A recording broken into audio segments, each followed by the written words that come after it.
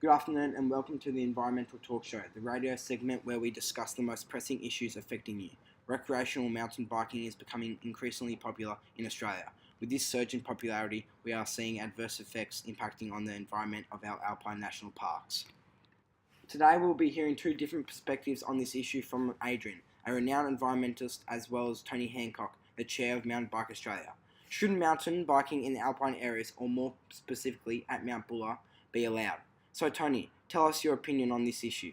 Well, Jim, as for the plan to expand trails around the Thredbo and Mount Kosciuszko area, I firmly believe that this is a positive step forward, not just for the tourism in this area and the economic benefits it will bring to the small towns in that area, but for the sport in general.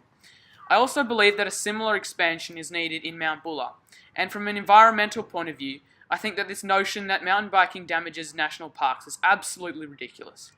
If the plan goes ahead and we build these trails, that is half their purpose, to keep riders on the trails and protect our national park.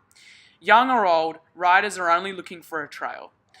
It is also developing quite an audience. Events across all resorts that have built trails attract the best from the far corners of the world.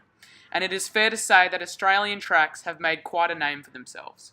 Right, well it seems like mountain biking is the perfect developing industry for the alpine regions. Is it fair to say that some of those small towns spend on the tourism of which you say mountain biking makes up a large portion? Yes, that's right, Marco.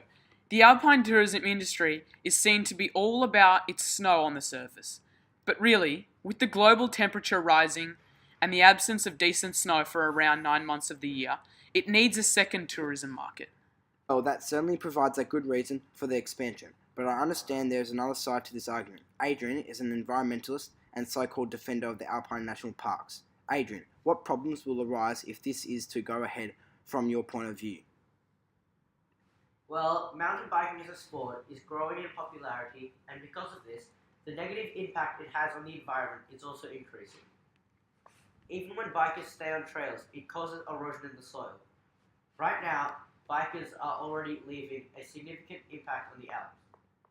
We don't need more trails built, because this would make these environmental problems worse.